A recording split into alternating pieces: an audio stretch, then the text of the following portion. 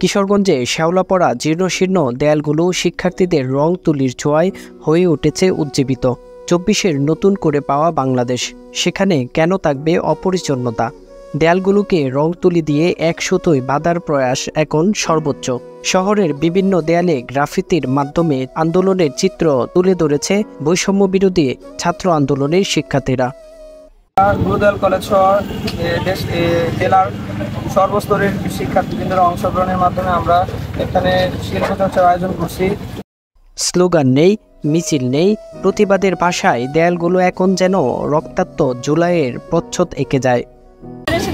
বোঝানোর কিছু নাই, এটা সবাই জানে এই জেনারেশনে কেন জায়ান্ট লেখা হয়েছে। আর এখানে ফেসবুক, তারপরে হোয়াটসঅ্যাপ, তারপরে ইনস্টা, এগুলো দেওয়া হচ্ছে কারণ যখন আমাদের অনেক মিডিয়ার সাহায্য দরকার ছিল, তখন আমাদেরকে মিডিয়া বা আউটসাইড থেকে আমরা যখন হেল্প পাচ্ছিলাম না, তখন আমরা এই সোশ্যাল মিডিয়াগুলো ইউজ করার মাধ্যমে আমরা আমাদের নিজেদেরকে নিজেরা হেল্প করতে পারছি। যুগ যুগ ধরে মানুষ চেয়েছে বিভেদ তৈরি করতে, জীবনযাত্রা, সংস্কৃতি, ঐতিহ্য যার মধ্যে প্রভাব মিলেমিশে যেতে বাধ্য। শিল্পচর্চাটা শুরু হচ্ছে আমাদের মনের আবেগ থেকে। আমাদের সোনার বাংলায় যেন কোনো সাম্প্রদায়িকতা না থাকে, সেই জন্য আমরা এই চিত্রটা আঁকা। আমাদের বাণীটা হচ্ছে এই যে এই পাশে গাহি সাম্যের গান।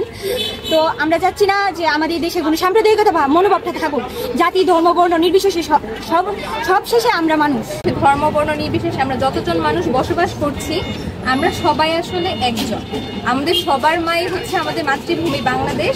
আর ধর্ম, বর্ণ, জাতি, ভেদাভেদ এই সব কিছুর আড়ালে গিয়ে, সব কিছুর উপরে গিয়ে আমরা সবাই মানুষ, সবাই আমরা বাঙালি। সেই আমরা যে বাঙালি, আমাদের দেশপ্রেম থেকে, আমাদের সেই ভ্রাতৃত্ব বোধ থেকে আমরা সবাই একসাথে এখানে শান্তিতে মিলেমিশে বসবাস করতে চাই। অন্ততপক্ষে আমরা তরুণ প্রজন্মরা এটাই চাই। আর আমরা চাই আমাদের গুরুজন যারা আছে তারাও যেন এই মনোভাবটা নিয়েই এই দেশে শান্তিতে সম্প্রীতির সাথে বসবাস করে। সেই জন্যই হচ্ছে আমাদের এই গ্রাফিতি। এখানে হচ্ছে আমরা 4 ধর্মের মানুষদেরকে নিয়ে বুঝিয়েছি।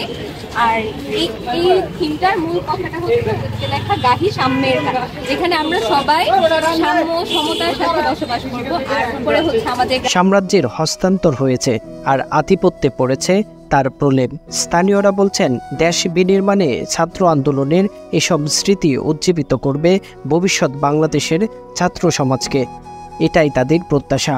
আগে দেয়ালে অনেক আজে বাজে কথা লেখা ছিল, সেগুলো পরিষ্কার করে ছাত্র আন্দোলনের ছবি আঁকা হচ্ছে, পরবর্তী প্রজন্ম যাতে জানতে পারে তাদের পূর্ব প্রজন্মের অবদান। রায়হান জামান, কিশোরগঞ্জ।